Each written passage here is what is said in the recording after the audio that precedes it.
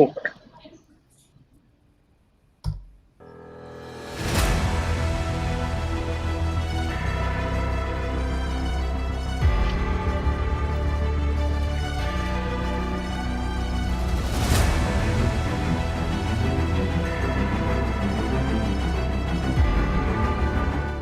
Off.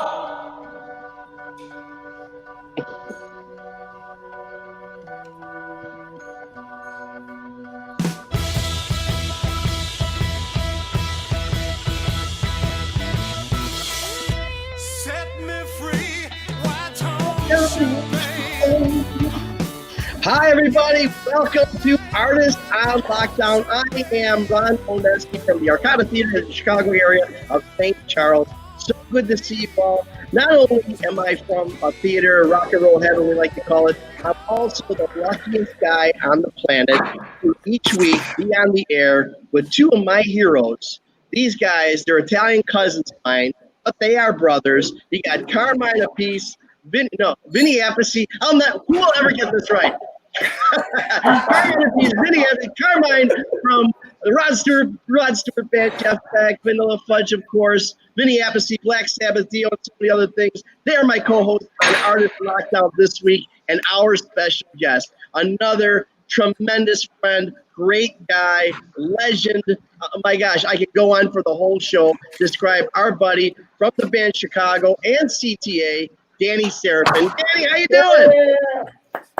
Yeah. It's great to be here with my Italian brother, all Italian brothers. You know what? Look at this. It's an Italian all fest. Italians. This is, no one's. Hey, sure this ain't the mafia. I don't want to even don't even try to look sideways at me, right? At any of us. No, we're lovers. We're lovers. We don't want. We're gonna whack them after the show. Definitely. That's it. Well, it's so good to see all you guys. I know we're going through all this craziness. That's why we started this Artists on Lockdown stuff, but everybody is alive and well. You guys look great. We were talking earlier, Danny, about these guys' freaking hair. I don't know what the Appice mama did to get what seeds she planted in her son's heads, but they should sell those because they got great hair, these guys. Hey, my father had hair when he was 87. He died at 87. He had a full head of hair. We ate a lot of meatballs. It's all in the meatballs, Danny. Yeah, well, then send It can't be, no way. Don't tell me about the fucking meatballs. Send them to me. Well, it can't be, because if it was about the meatballs, I'd look like Shaft. Yeah. Ron makes you kill a meatball. Ron's got the meatballs. And his eggplant parmesan is just wonderful. Thank you very much. Yeah. Thank you. Yeah. So real quick here, Danny, well, the guys, Vinny, how you been this week? What you been up to this week? I've been good. I'm doing a lot of sessions in my little studio here for different projects. So it's good, all good. I'm doing one for my drum company and doing a teaching thing every week. So. How about you, Carminucci? What are you doing over there? I'm making the dogs some food here. They eat dog food. Okay. Because I make eggplant parmesan. You make Elpo. Okay, I get it. that's right. This morning I ate bologna and eggs and cheese. Cheese, wow. Really delicious. Did you fry the bologna? Very important. I fried the bologna first. Okay. Of course. Oh my God. And you know how I got that when I was a kid? I used to go to my school, and my gym teacher used to say, "Go get me lunch." And I figured, oh, cool, I can get out of school for 15 minutes. And every day it was the same thing, bologna and eggs on a Kaiser roll. So then I said one day, you know what? I got to go try that, because it sounded good. Because as Vinny knows, we eat a lot of bologna and liverwurst in our house. And so I tried it and I loved it. I really, really loved it. That's good stuff. Good. When I was growing up and I was working at the Onion Roll Jewish Delicatessen out in Oak Park, and that's bologna and eggs. That's what they would have. All right. Just as long as I'm not standing behind you. Hell yeah. It's so good to see you guys. Bologna and eggs. Oh my God. That's what that smell was. That's what that smell was in the house. Yeah. Well, anyway, it's good to see all you guys here. Again, I am blessed. I am so lucky to be with these guys, these legends. Oh my gosh, I can't get over it each week. And it's been so nice, Danny, because I've been hanging with Hanging and Banging with Carmine and Vinny. And each week, we've worked together 100 times. We've been doing this interview thing for a few weeks now, and every week I learn more and more about these guys. Just heroes. And speaking of heroes, Danny, we go back, I don't even know how many years, but I am just such a fan. You've turned to be my brother. Yeah, we're like, you're my little brother, though, right? Yeah, absolutely, man. Absolutely. And it's brother that I go to. Hey, Vinny, you're my little brother too. I know. Not from another mother. You've come to be such a brother, such a great friend, and we've hung together. We're going to talk about the career a little bit. We're going to talk about some of the moments that we've had, some of the moments you've had with my other brothers here on the brothers. But first of all, let's talk about CTA. That's a project, obviously. Look at this. I love this. I love here. Where can you see it? There. Yeah. Love that. Let me see here. There we go. And one of the things I love most is the song. One of the songs that you wrote for Chicago, "Take Me Back to Chicago," which brings tears to my eyes every time I put it on. You wrote that song, and naming your tour "Take Me Back to Chicago" tour. Absolutely love it. How's things going with CTA right now? Well, like everyone else, we're really quiet. Although we have 2 gigs in July, believe it or not, we're playing Florida. Maybe I'll see Carmine. We're playing the Villages in Orlando. The Villages in Orlando. Yeah, we're playing. Everybody's dig this. Everybody's going to be coming in golf carts. They say there's going to be 1,000 golf carts, and then we're playing. Yeah, we're in July 9th. Yeah, July 9th through the 12th, we're playing Jazz Alley, a jazz club. But I guess Seattle was the first to come out of because they were the first to go into the coronavirus, pandemic, and now they're one of the first that comes out of it. So I got 2 gigs, but that's it. And the next gig is with you in Des Plaines Theater. Yeah, man, October 9th. Right. Gonna bring in. So far, we're hoping to open up by then, man. I think it'll be amazing. Hopefully, we can bring Vanilla Fudge in with Robbie Krieger coming in. Yeah. And our Cactus gigs that got canceled. And Cactus, yes. So, Danny, let's talk a little bit about, and I also want to talk to Carmine and Vinny about this because you're all obviously very active at this time. But let's just for a moment talk about Terry Kath.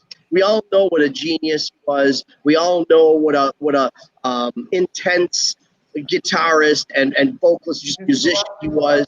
But let's talk about the time when that fateful night happened.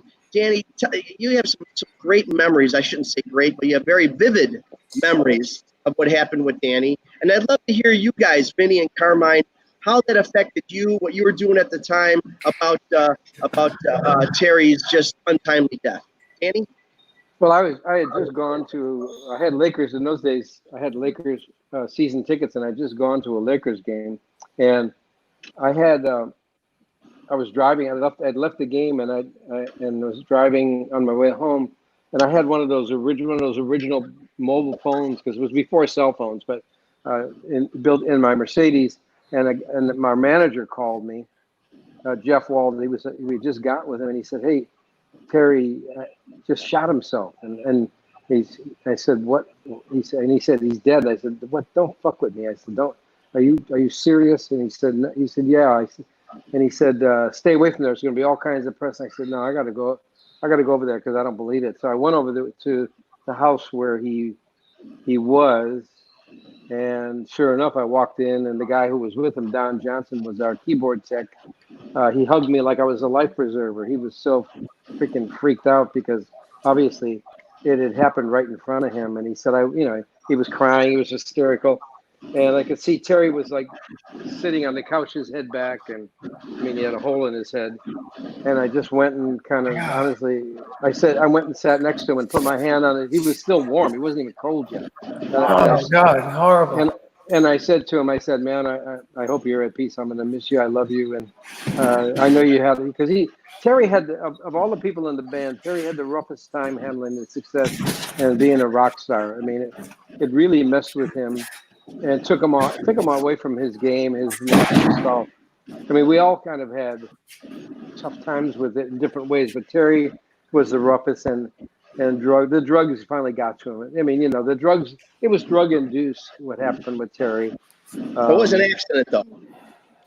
Yeah, I believe it was an accident. Yeah, I definitely believe it was an accident because the backstory, what I was told by his wife was he had been target practicing at his home in Malibu. He had a license to. He was a gun buff, and we had 6 weeks before that. I think it was 6 weeks, but it could have been longer. We had sat him down for like an intervention and said, "Hey, you got to stop fucking with the guns and drugs. We're really worried about it." He said, "Don't worry, I can handle it. I can handle it." Because we had this mantra in the band, and Carmine probably can attest to it, and Vinny. Oh, we know our limits. Well, that's a bunch of bullshit. When people we're wrapped up in drugs and alcohol, you forget your limits and you lose. So, anyways, he had been doing a lot of drugs, and he always had guns with him, and so he'd been target practicing. The police, somebody called the police on him, so he had an automatic pistol, and the police came and said, "Hey, you got to stop." He had a license, so it was, neighbors are complaining. He said, "Okay." So he took the clip out, but he didn't clear the chamber, right? You have to clear the chamber.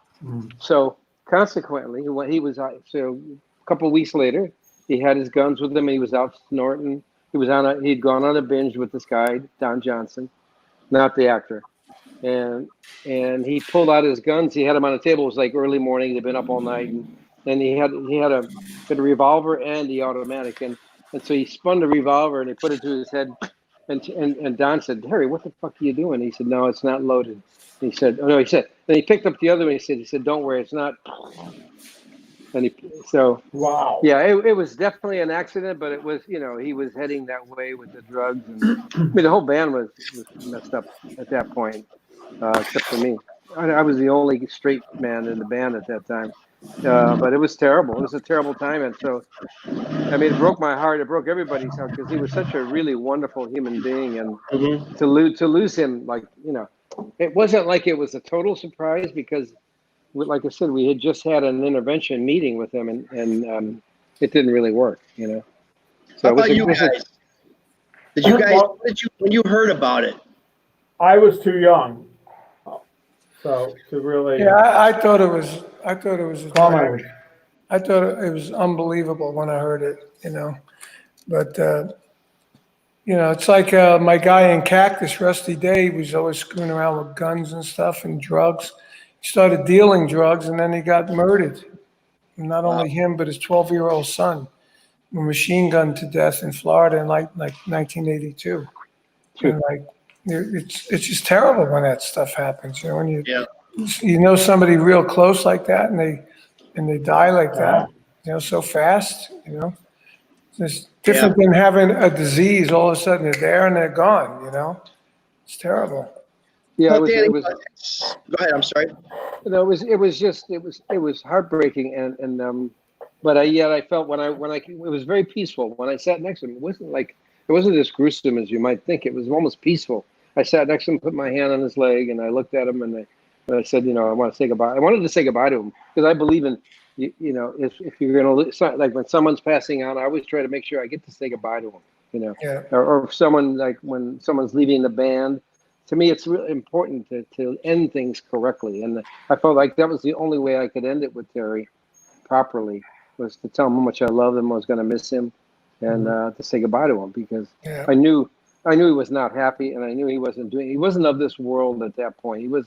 It was tragic, and because he was so young and such a beautiful person and an amazing musician and creator. But we've all had to deal. Everybody I know in this circle here has a story similar to that. People they've lost to drugs and alcohol, and or cancer. Yeah. Cancer. Oh, cancer. Yeah, like Vinny with Ronnie, and Tim Bogert has got stage 4 cancer. No, that's terrible. It's terrible. And you're talking to him, he's going, says things like, "Well, I'm a dead man, so I'm just going to enjoy myself as much as I can." And well, I'm sorry to hear that. So sad. Yeah, me too. He's It like is. a brother. So Danny, you played on how many Chicago albums? Was out there 40? Was it 12? How many albums you actually play on? Do you remember? Of the studio albums, all of them except for for 2 or 3 that they made that were recorded after I left the band in '90. So I played I think 19. I think 19 was the last album. Almost I played half on. of them. Yeah. Yeah, but the other most of them are all are greatest hits. Like Right. there was only 3 studio albums after I left. Of that 3, I think they did 3. Sure. So, And no, do you have a favorite of all those albums you played on? well, first, the second, 5th, the 7th. But you know, it's 12, interesting you say 13, that. 15, 19. You say that. Yeah, You went first, second, 11, fifth. 11 was great. Yep. Yep. You know, I love it. On some of them, and every one of them, there's something that I love. So I'm very proud of the legacy, and the music still sounds great today. And I know Carmine and Vinny have experienced the same thing when it's really good and the really great things that we did together still sound great, and that means more to me than almost anything. You know. It's interesting to me that you went first, second, fifth. When for me, one of my favorite is Chicago 4, the Carnegie Hall four album set, and that the album side Ballet for a Girl in Buck Cannon. Yeah. Just what's that day like? Was it a long? Was it actually just a concert, start to finish? Well, it was. Let me tell you about Carnegie Hall. It's not built for electric music. It's really not. So we were the first. We were the very first, I think, rock band that played there, and the first 2 or 3 nights were nightmares. We had a week there. Luckily, they were nightmares. The horns were overblowing. I was getting so tired. The temples were dragging, and I just remember Terry went into a zone freeform solo, and I came out and followed me. Peter and Terry and I did a jam that just went to frickin' Mars. And the band from that point on, we clicked, and it was great. But it was very, very trying. So that's why I don't have necessarily great memories with. But when I listen to it, I'm very proud of it. I think that there's some great live, really real, with mistakes and everything. Out of pitch, horns overblowing, but it's still got a lot of magic. But Carnegie Hall is not meant for, like, I don't know if you've ever played there, Carmine or Vinny. It's not meant for live. I've never music. played there. No, yeah, I don't think Vinny played there. I'm banned from there. Radio City is about it for Vinny. Yeah, well, Radio City's cool too, but Carnegie Hall it's made for acoustic music, but it ended up, Ron, it's got some great. But if you listen to the first part of it, it sounds a little limp. And then all of a sudden, at the end of South California Purples, Terry goes into his own jam and just saved our ass.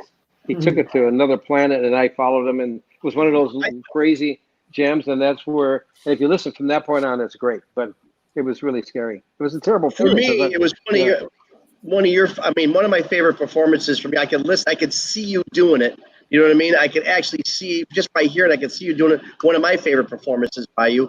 Vinny, what is one of the, I brought this question up before. And you too, Carm, do you have a favorite album that you guys performed on?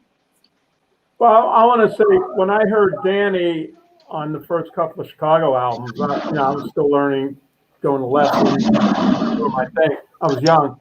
Man, he was an inspiration with the stuff he played on those albums, fills and all that cool kind of rock jazz, so he really inspired me, and it was great to we did a rock camp together, Danny and I, so Yeah. we got to hang out with him. Thanks. That's a great compliment. You're the man. Thank you, brother. And the man for sure. How about you, Carm? I don't know. I mean, the first, second, fifth. Frankie Benelli, too. You could all say that, right? Yeah, my first Fudge album, the BBA album, first Cactus album, they all ring a thing. The Blue Murder record, they all strike a real heavy chord with me, And as far as playing and songs and being able to play the songs and jamming on them, and I remember when Chicago came out, it was a little after Fudge, right? Wasn't it? Yeah, a little bit, yes. Yeah, a little bit. Yeah, I was told that, I don't know if it was you that told me or somebody else, that you guys, the Fudge influenced you guys a bit, and I could hear it in the vocals, I'll tell you, our manager producer, who was a brilliant guy, James William Gersio, he pulled us aside. We hadn't really, he said, you got listen to Vanilla Fudge and what they did with, Keep Me Hanging On, and a couple, he said, you guys, so what we did is we started taking, like Hold On, I'm Coming by Sam and Dave, right. Little Anthony and the Imperial is going out of my head, and right. a few other things, and we did our own, and and they were phenomenal with the horn, horns and everything. Oh, It was yeah. So yeah, there was definitely the fudge, definitely had a great influence and direction, especially before we started doing our own material because Right. we hadn't started doing it, and so we did original arrangements of the hit songs we were doing, and our producer wanted us to do an album, which we should have done. We should have recorded it, but I fought him. I didn't. What do you want to do that for? We already did that. It was really one of my bad moves because it was really cool. So yeah. So Carmine definitely had an influence on me. That 16th note bass drum, and those Mm. heavy punches on the, with the band. So Right. Yeah. the Well, fudge R&B. and We used to listen to R&B. yeah, yeah, me We were too. like a Yeah, white soul band that yeah, made heavy, yeah. and it started getting heavy with the amplifiers, and then it made me play harder and louder because Yeah. you couldn't hear any drums. There were no PA systems back in those days. Do you remember in And then those days? Did we have monitors? I don't even remember ever having monitors. no, there were no monitors. You know. That's why ears are screwed so bad. I felt as That's bad right. tinnitus. One time I But went up. One time I went up on stage with Vinny was playing with Dio. I sat behind his drums and played his drums. Those monitors were so deafening. It was ridiculous. And I was thinking back to the point when we used to play gigs, we had no monitors. well, I'll tell you what I did is I used to wear headphones. I actually wore headphones. It really because that was the only way I could play my style with the jazz rock. And where did they And plug into? They didn't. well, they plugged it. They just sent me a feed instead of monitors. I wore headphones. Almost like in-ears. Yeah, Well, but no, but well, that's but innovating. That's I wore innovating. yeah. You can see Yep. if you look at early pictures of me performing, I Yep. wore headphones, and I could actually the only way I could hear my kick drum and Oh yeah, there you the- are. Yeah, That's you. Oh my God, look at you. yeah, with hair. A beatnik. Yeah, looks like a beatnik. Yeah. Hey, And, you are those stainless steel Ludwigs? oh yeah. No, that's Slingerland. That's Oh, Slingerland. Slingerland, stainless Yeah. steel, or were they just? Concert Tom. It's just- Look at that. Oh, Yeah. this one here is Yeah. the Slingerland concert, but that Yeah, one there. that's Slingerland. Yeah. Yeah. Yeah, that's Slingerland just too? yes, it's Slingerland, but it's just a wrap. It's a copper. Oh, it's a copper wrap. color wrap. Yeah. Because I Yeah. had a stainless steel Ludwig at one point, and when I was with Rod, and it kept feeding back because of the metal. So Yeah, I gave it back to them. I got a wood set. I like wood drums, so Yeah. yeah. Like Vinny and I got to do the rock can, and I got to hear he's your little brother, right? Yep. Is he? Yeah. Plays his fucking ass off. That's Okay, right. I know. This guy, Thank you. and he Jimmy. doesn't need double bass drum pedals like we do. I mean, man, what a foot! I What know. a foot! In fact, I got to get. Yeah, but he was chicken to follow Buddy Rich. Yeah, I love Buddy Rich. At the drum off we did, Buddy was a judge, right?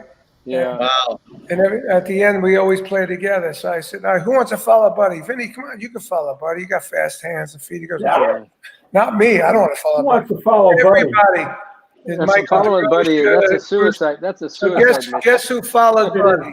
Guess You who did. followed Buddy? I did. Who? Fuck, I got double bass drums. I'll follow Yeah. Buddy. Yeah. And I did. But you were going to play with Buddy's band. I played with him at the cutting. Yeah, I played with him. I saw you play with them. Yeah. Cutting. What a great feeling playing with that band. Oh, Yeah. I loved Buddy. He was a great. People talk about. He's a wonderful human being. I loved him. Really a good person. loved him too. If he liked you, he was just the greatest to you. Greatest, You know? greatest Yeah. guy. Yeah, we told our story, our buddy story online. Didn't we tell Yeah. that story to you, Ron? A couple, yeah. Please, Yeah. it's a great story. Yeah, I mean, when he played the Starwood in L.A., Vinny and I went to see him after a long thing, and I thought he I'm was pretty pissed off. sure it was Disneyland. It's not the Starwood. Oh, it was the Starwood. It was at the Coronation Plaza. I remember because then we just That's went outside. later. and That's stood there. later.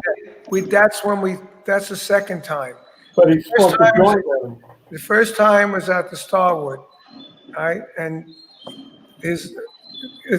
my manager wanted me to play with him, and I didn't want to do it. But anyway, he thought I was challenging to a drum battle, like that other asshole, Jim Jamaica, right?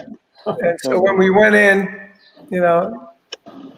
Kathy said, "Hey, buddy, this is Carmine who was going to play." Oh, you mean that other asshole, like that asshole in Ginger?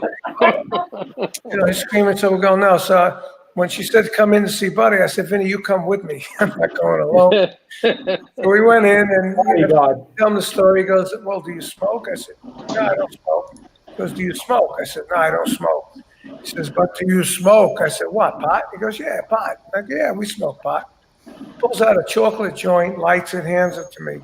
And I'm smoking. I go, I can't believe this. I hand it to Vinny. Vinny's thinking the same thing. Then we go out and watch him play, and he plays his ass off.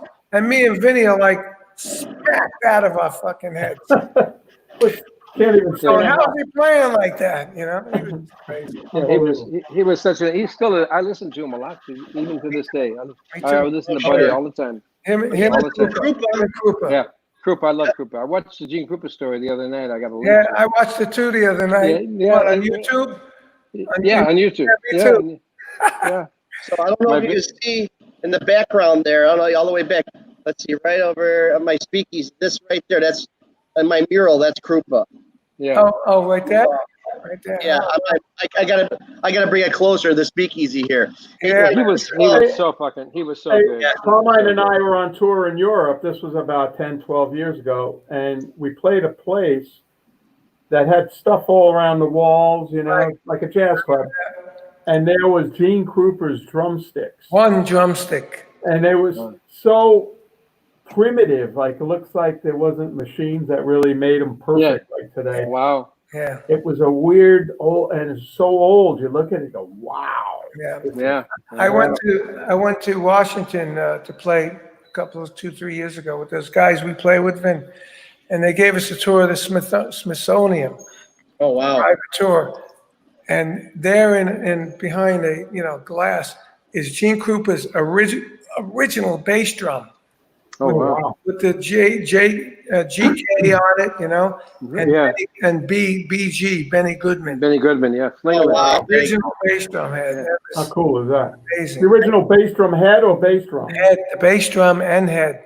And So if you look over here, right there on the wall, that's Benny Goodman. Oh, really? Right there. Oh, you got everybody we're talking about. Who else? I know. Hey, Danny, by the way, your daughter Maria is watching. Wants to say hi. And hello, I love her, and I miss you, Maria. I need to get in. He's hearing you. Where's Maria live? Chicago, by us. Oh, by you. Oh. She's at the Arcana all the time. So hi, Maria. Also got a great question. I think it's a great question. It may have something to some legs or not. Ernest gave us this question. He said that he asks, during the Carnegie Hall album and bootlegs and earlier projects, it seemed like Terry was doing a lot of talking during that, but afterwards did not seem like Jimmy Panko started taking over all the side conversations. Was that official? Was told? Did Jimmy say, "Look, I'm the star of the show"? No, it just kind of happened organically. Terry. I think Terry. Terry was not a real talkative person to begin with, and I think he would only if he felt so impelled, he felt like inspired to talk, he would say something. He wouldn't care if people liked it or not. He pretty much had a mind of his own. And Jimmy, Jimmy just started stepping out more and more. And whenever he talked, we'd make fun of him. He was poor Jimmy. We were brutal with him. I mean, when we first time we played Auditorium Theater, that used to be like our homecoming, like when we finally made it in Chicago. And he introduced the ballet for a girl in Buchanan. And he said, and he got on the mic and he said, "This is my song. This is a song I just wrote called The Ballet for a Girl in Buchanan." He said, "Oh, by the way, that girl is here tonight." And we went. You could hear us in the back go, "Oh, fuck! Are you kidding me? He just said that." The whole band was like, you could hear us laughing because he was so pussy whipped with this girl. Oh my God, he missed a band gig to take her to a prom, and he told us he was sick. And, well, we gave him we practically hung him. How old was he at the time he's taking a girl to prom? Well, he was college, but she was in high school. But he was in high school. She was in high school. So, but anyways, the stories. Let's go. The stories. We have tons of stories, right? You guys. I mean, you guys take over. I just watched the movie, your movie on Netflix, or where was it on? Netflix or Amazon? About Oh yeah, Chicago. Documentary? yeah. Yeah, you mean one where they said they didn't know where one was? Yeah, didn't know a woman.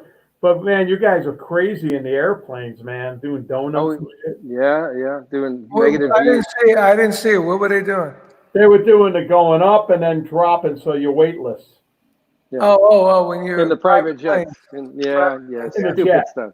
I would have died. Yeah. Yeah, well, it got. Well, when you're young, it's easier, but Yeah, I couldn't do it now. No. Vinny, with all the stuff now that you you were hit doing turbulence, back you then, go, oh shit. with all the stuff that was going on, you guys on the road, do you have, I know we got a couple of great stories from Vinny and Carmine. Do you have one particular time that the band was just out of control nuts? No, Me? I know. I might have one, but I don't think I should tell it. I got Oh, grandkids man. and daughters. Well, it's in your book. You got a great book. Watch the movie. It's in my, Watch the movie. it's in my book did. too, though. Like And Carmine Your got all book his, was Carmine's got all of his dirt in his book. it's all in my book too. Yeah, that's what I heard. Well, I You know, mean, I got just, a read. just when we used to travel with regular planes, and we had everybody like Jimi Hendrix, Vanilla Fudge, Yeah. two other bands on one plane. We would like put the pillows that they used to give you a little pillow. Put the pillow on Tim's head, and put his glasses on, and then grab the megaphone, and we start singing Winchester Cathedral, and send him up to like first class. You know, there was that curtain. He'd walk through the curtain first class, and the stewardesses would go absolutely nuts.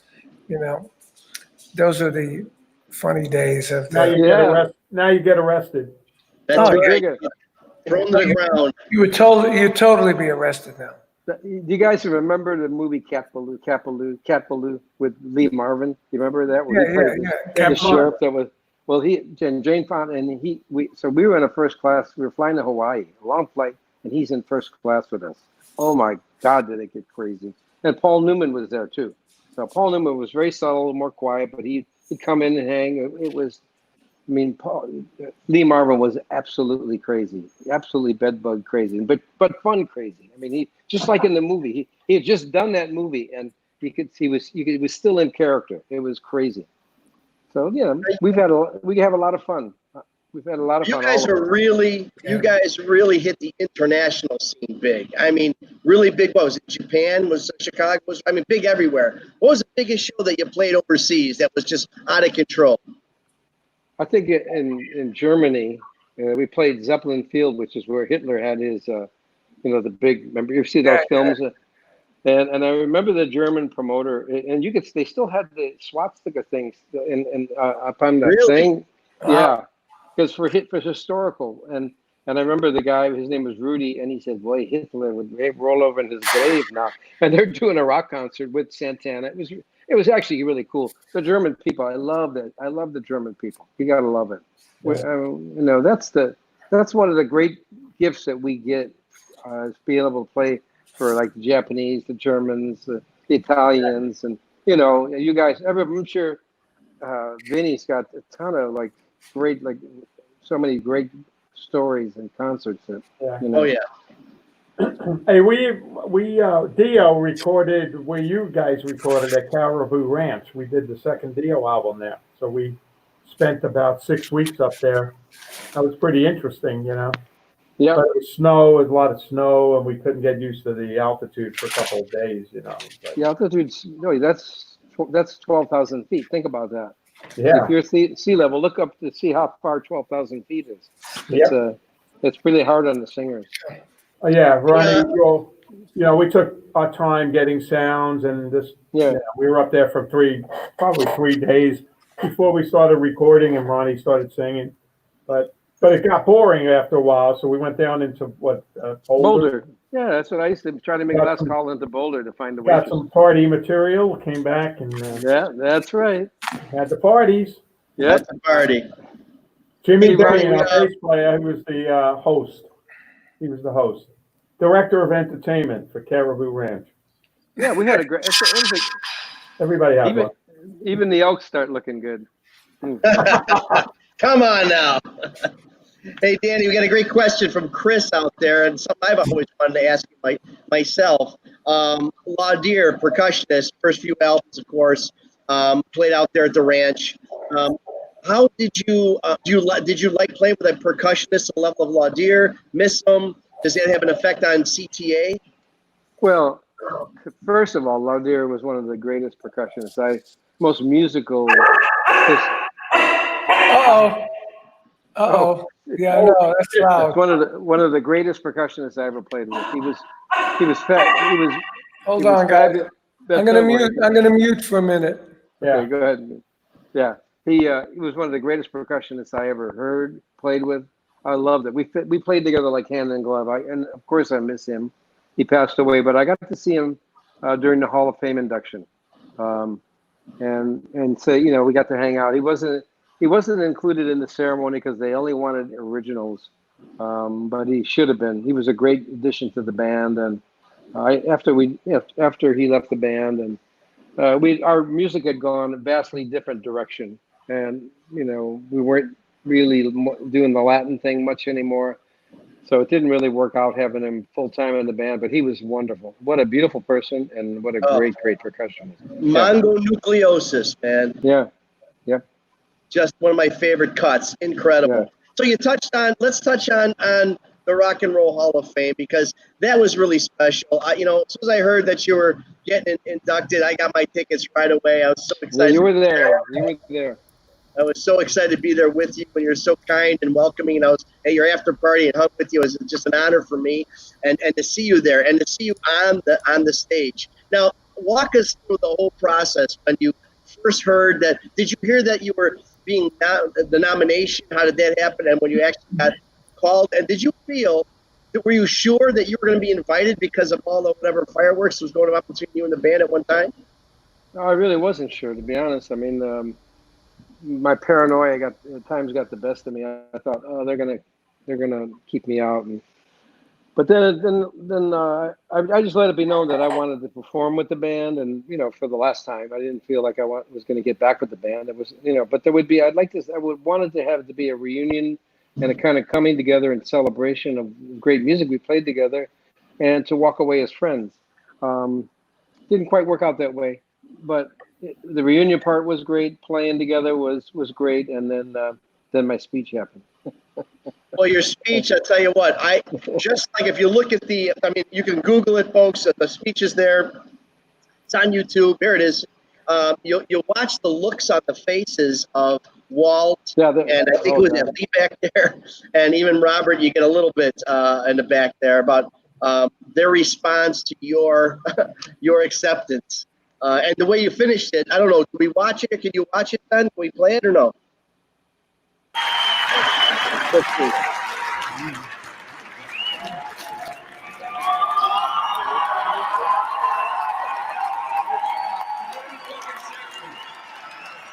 Put it in the microphone. There we go. Is my mic on? Okay, I won't yell that. I've been kind of away for 25 years, in case you noticed, or haven't noticed, probably haven't noticed, but this is I want to thank the Rock and Roll Hall of Fame for making this possible. I'm going to get to play with my band for the first time.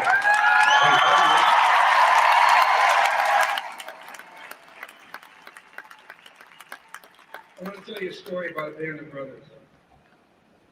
1968, we're at a Dodger game. We're going to see the Cubs play the Dodgers.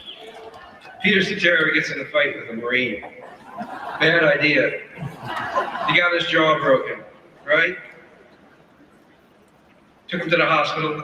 They wired his mouth shut. 10 days later, he's on the fucking road, performing his ass off. Now that's balls. When Rob said badass, it was a badass band. That gave me so much belief that we could do anything. Fast forward 6 years, Robert playing basketball backstage, trying to dunk. White people can't dunk, Robert. He breaks his fucking leg. We miss a gig. The next day, he's got a full cast and he's playing B3 for 6 more weeks. That's what this band was all about. And that's why one of the reasons we were so successful, in my opinion, is what we lived together, as most bands do. We cried together, we fought together, we fucked together. Did I really say that?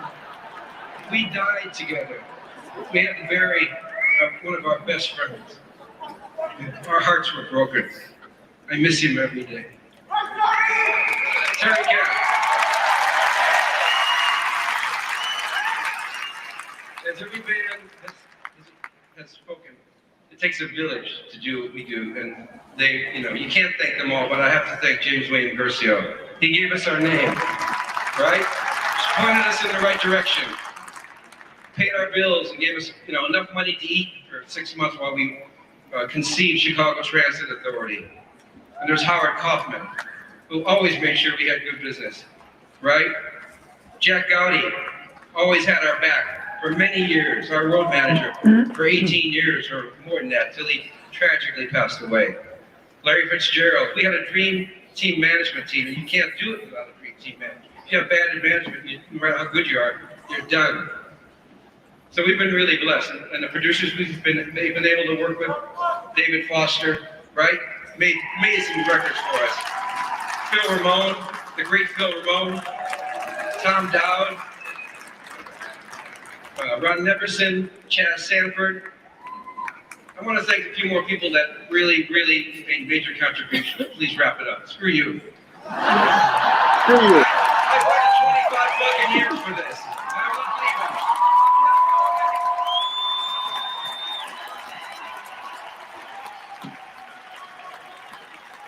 Okay, we got to thank Bill Champlin, Donnie Dacus, Algier de Oliveira. Please, give them what they deserve. Chris Pettit, Dwayne Bailey. Even my bandmates are telling me to get the fuck out. Hey! So anyways, tonight I get to play with them for the first time in 25 years. I'm gonna enjoy it. We're gonna burn up the stage. So that's one of my favorite speeches from all time accepted, especially like Jimmy Valvano when he's got his body full of cancer and they're telling him, you only got 60 seconds. Like this guy telling me I got 60 seconds. My body's full of tumors. He's telling me I got 60. Same thing with you. Screw you. I've been waiting 25 years to get to the stage. I ain't getting off. I love it. Yeah, I had fun. Right. Good job. Good Because job. you actually got to play with your band first time. It wasn't just being there with them, but you got to play with them. What was it like? I mean, I know it was wonderful, but I mean, was there a moment where you got choked up or like you got caught up in the moment? I was choked up the whole time. As you can see, I'm holding back. I'm having to hold back the emotions. I mean, I practically broke down at the very beginning of the speech. But, it's a great night. It's a great moment. It was heaven. It was heaven and hell, but more heaven than hell, I can tell you that. It was. I wish Peter would have been there. I was so sad that it didn't work out where Peter made it, because that would have made it incredible for me if Peter could have been there. But it was a great night that I'll never forget, and they make you feel they do a great job making you feel really great about your music, and it was a great evening. That's all I can say. And I'm glad you were there, Ronnie. Well, it's a big night for me, first. Well, there we are. Look at that. Hey. Look at that good fella. And Danny. You're looking pretty sharp there, Ron. You're looking pretty It's like the sharp. Godfather. Yeah. That's right. Makeup can do. Look at us. Hey, I got that night was really, really something, Dan. And I got to tell my story. My daily, pardon me if you won't give me a second here on this, because it was really special. So again, like I bring you guys in most of the time. You guys come in the night before, stay at a hotel, and then you do your gig by me, and then you leave. Same thing with Danny. We're doing a CTA show, and I had a different show with an Italian performer, Zucchero. Do you guys know Zucchero from Italy? One of the biggest acts in Italy. He discovered Bocelli. It was Eric Clapton's favorite guy. Anyway, I bring in an act from Italy. Danny's here the night before. He's like, hey, man, what are you doing? I said, I got a show tonight, Dan. He goes, can I come downtown to the Vic Theater, I think, downtown Chicago. I said, yeah, man, come out by and just hang out. So he's just hanging with me the whole night. And I'm, me, you guys know what I do, just like you know you guys do. I'm running around before a show, making things happen, whatever. And there was these idiots in the audience that wouldn't move their chairs or whatever it was. They got to be really idiots. I was going back and forth, back and forth. Well, one of them squares up to me. Like, come on, Ron, or sorry, he doesn't know who I was, but he squares up to me. And you know me, I'm Italian from our little Italy, Taylor Street. I get a little hot-headed too. And I start to square up to him. What happens? Freaking Danny steps in front of me with his fists out, protected me, saying, come on, let's go. I'm like, no. So I didn't get hurt. But Danny stuck up to me that night. I'll never forget that, Danny. Well, there was actually 2 or 3 of them that were going to come out. I know. I think I bit off more than I chewed. And they were bigger than both of us. I had a leather jacket on, and I put my hand in the jacket like I had a gun because that was the only way it was going to slow them down. And they backed down. But I did the old Godfather thing in the movie. I actually put my hand in the jacket and looked at them. I had and they said no. They didn't know that I was just a drummer. But that's the kind of guy he is. He's a Chicago guy, a neighborhood guy, a street guy, and a great friend and a brother. That's the kind of guy he is. Just like you two down there. Yeah, man.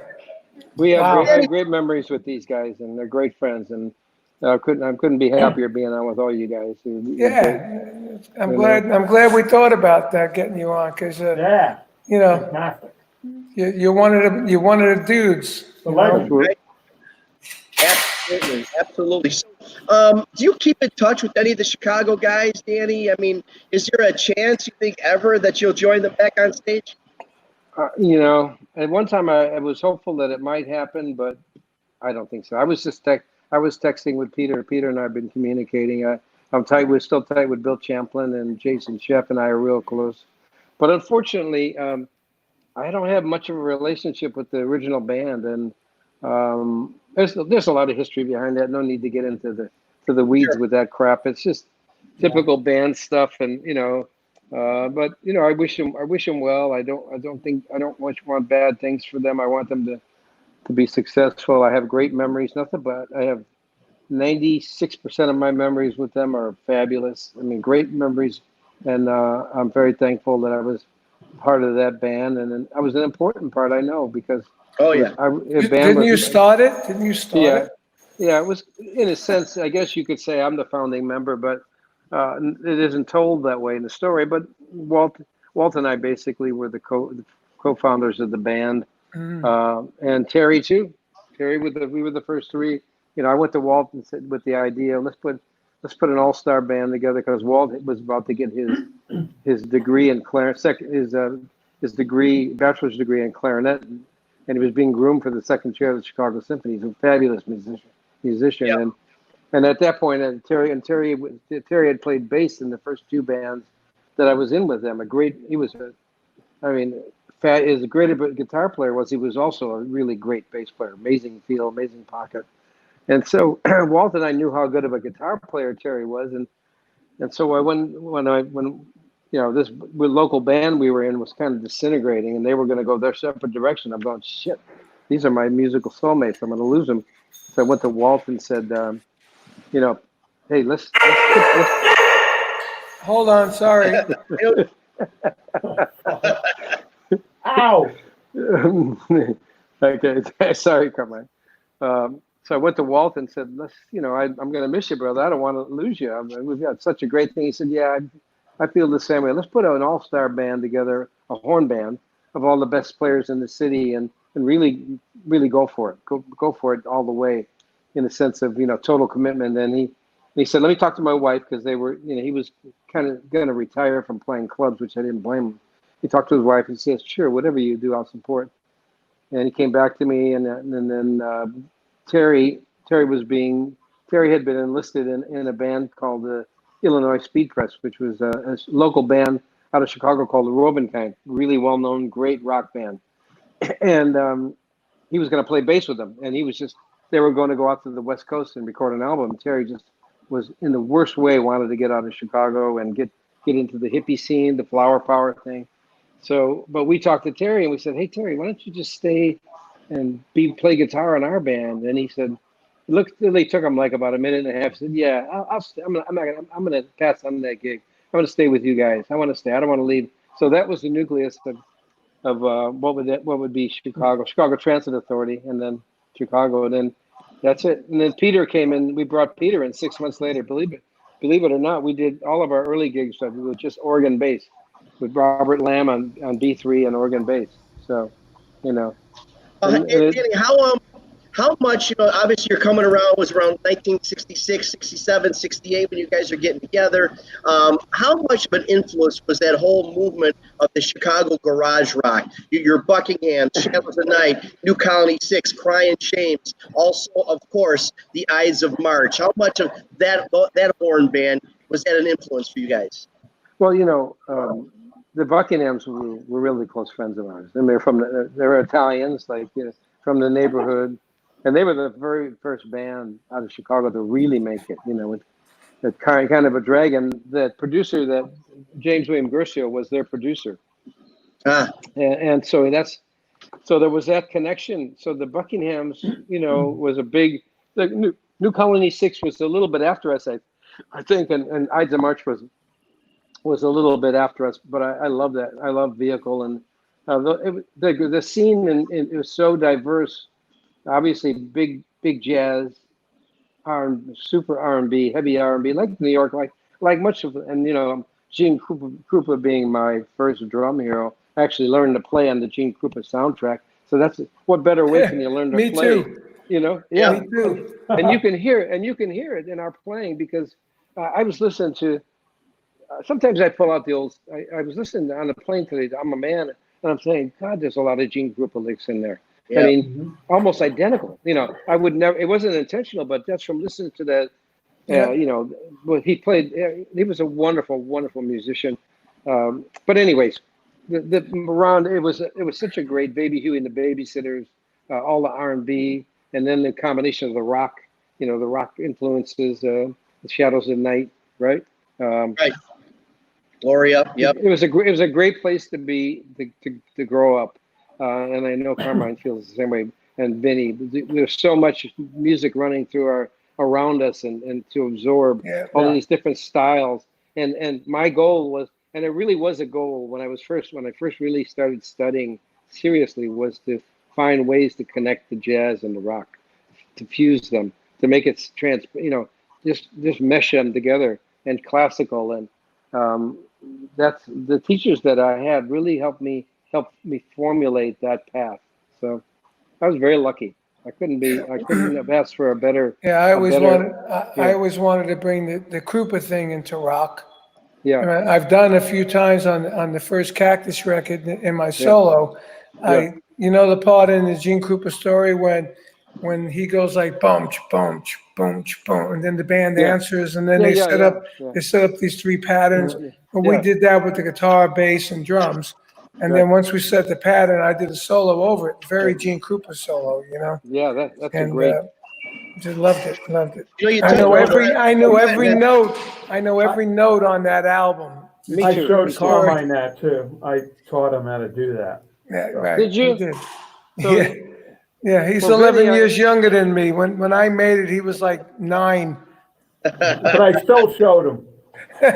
I bet Andy, you touched on the R&B influence a little bit as well. It's no secret the Beatles' big influence was Little Richard. You see the Stones, theirs was like Buddy Guy and Howlin' Wolf and those kind of guys. Did the band Chicago have like a R&B influence, one or two that they really, really, fed off of? James Brown was a big one. James Brown was huge. So James Brown's drummer was a monster. His original drummer was Clayton Filliard. It was before Stubblefield and all, and he was a legend in Chicago. And some of the drummers that I really emulated him. And I got a chance to meet him many years later. We were playing a big show, and it was with Sam and Dave, and he drove the. I don't know if this is tragic, but he was driving the bus for Sam and Dave, and he introduced himself, and I said, "Wait a minute!" And I had him play for me. Oh, he sounded like some of the stuff that he did on. He was live at the Apollo. I think he was the one that was live at the Apollo, but phenomenal drummer. So there was a bunch of black dudes, drummers that I studied and learned from, and as well as white cats. I've had many great influences. my buddy and Gene and Oh, sure. Alvin Jones. I studied with Papa Joe Jones. Whenever I'd come to New York, I'd go to Pro Percussion, and with Frank Ippolito's place. I believe that's what his Yep, place. yep. Yeah. And Yeah. I studied with, and that was such a big part of my playing. And I really learned to really swing from Joe Jones, and been lucky. I've been really lucky. So I hope that I really wish that for all of the young players that they're able to have that rich, history of studying with the masters. There's so much to learn. Yep. There's definitely masters, and you three are on the stage doing clinics, man. I tell you what. Yeah. And you're all generous that way. I noticed that about each and every one of you. So generous about giving advice, working with clinics, working with kids, or new drummers, I should say. And on behalf of all of them, I want to thank all three of you guys for your generosity for up and comers, because you're always generous to share your experiences. Well, thank you. It's important. You have to do that. You have to because Not everybody feels that way. Coming from my side of the world, not everybody's as nice as you three. Let me just say that. But anyway, beside that, I ask this question every all these interviews that we do. It's a question that I always want to know. I've asked these guys, of course. Danny, you've been doing this for a long time. You played for presidents and kings. You played for so many people, with so many people. What is something, either a gift or a piece of memorabilia, something that if your house is on fire, you run and you grab it before you left? Something really near and dear to your heart. That's a tough question, Ron. I don't, It is, right? It is. I know. I'm thinking, what would I grab? Besides my snare drum and my favorite snare drum, or Grammy, or I don't know, Ron. I don't have. It's interesting in and of itself. You have a favorite snare drum? Yeah, a few of them. Yeah. I have one that I recorded all the hits, a lot of hits on it, and I still. It's a old wooden. It was made by a guy named Paul Jameson. He was Jeff Yeah, Picard. I know Paul. Yeah. He made a snare drum for me. It's a Radio King. It's an old Slingler wooden Radio King. It just records beautifully. So that would be. Well, that's classic right there. The building, God forbid, is in flames. You wouldn't take your jewelry, your watches. I want my snare. Give me my damn snare. And you're running out with a snare. Well, a true drummer. That's something that couldn't be replaced. Hey, what about the Mercedes? Yeah, that'd burn. Fuck the Mercedes. we can replace that. Danny's It's funny. Today I just sent a. Vinny Thomas sent it to a friend of mine because it was sitting in my locker, and he's going to work with me in the future on my drum books, and he's a Slingerland fanatic. Dave Hakim. Do you know Dave? He used to work for Warner Brothers Publications to do all the books. Anyway, so he's paid for it. I sent him the Gene Krupa kit I had, from Slingerland in 2003, because the drums they sit in your locker. They're made to be played. Yeah, they are made to be. Yeah, the Gene Krupa I kit. told him, look, I'll let you borrow the kit for as long as you want, but God forbid something happens to you, put it in your estate that you send the kit back to me. And he said, fine, but it's on the way to him, that Gene Krupa kit, Radio King snare.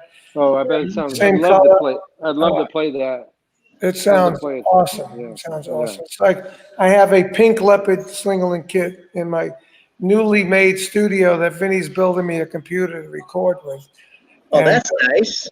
And yeah, but you can't get any parts from China anymore. They're sold out. No, everywhere sold out. You can't get computer parts.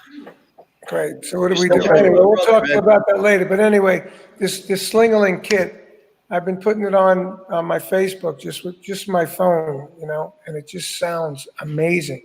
People are saying, "What is that kit? What's this?" I had to do a tour of the kit, on the Facebook so people can see what it is. It's just those Slingerlands when they made them, the last. They're wonderful. Yeah, they're great. Even in the 2000s, they made them just like they did in the old days.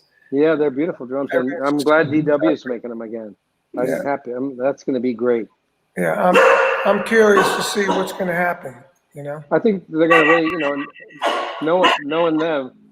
knowing them, they told me they're going to really. John Good is studying the shells, how they made the shells, the hardware, everything, and I know it'll be good. They're They make fabulous drums. I love Yeah, TW. they do just the snare drum. I think they're doing first. Yeah, the Radio King. Radio King. Yeah, I got the killer Radio King kit. It's the I whole. want to. I'd love that. I'd love to play whole that kit sometime. is Radio King. It has 4 bass drums, and it's purple leopard lacquer, and Wow. I've never played them. It's got like 6 toms and a 20 by 20 tom. Wow, Have 20 by 20. Holy cow! right? It's big. It just when you open the shell, the case. It smells like paint. You know, Yeah. it was the last big kit they Slingland made before they closed the doors. You know, and Well, they dismantled the factory. When I come to Florida, I want to play them.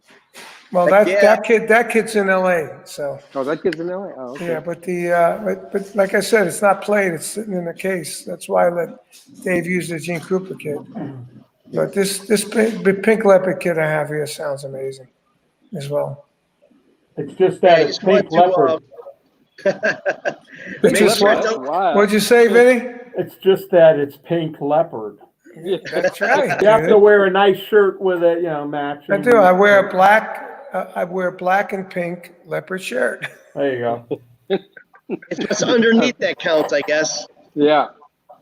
Hey, I just want to tell everybody out there we're now on our on YouTube, so please subscribe to our YouTube channel, Artists on Lockdown. Obviously, Facebook, all the formats.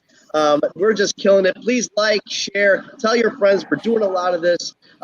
We've got so much happening in the future.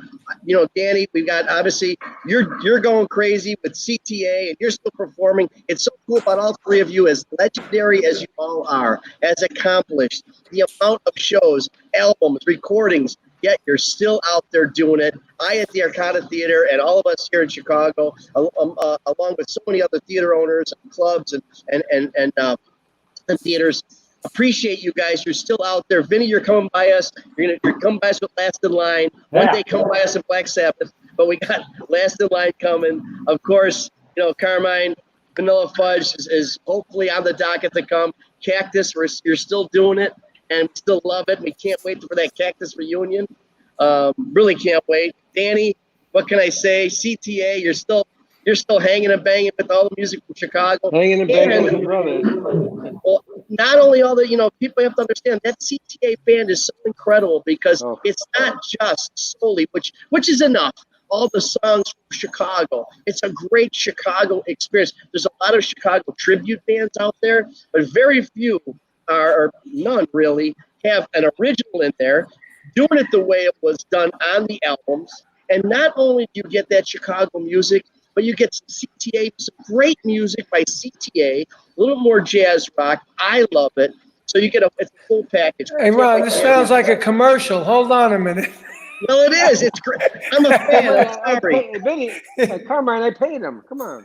I know. I'm a fan for all you guys, man. I'm sorry. I get out of hand sometimes. I saw them at the Iridium. They were awesome.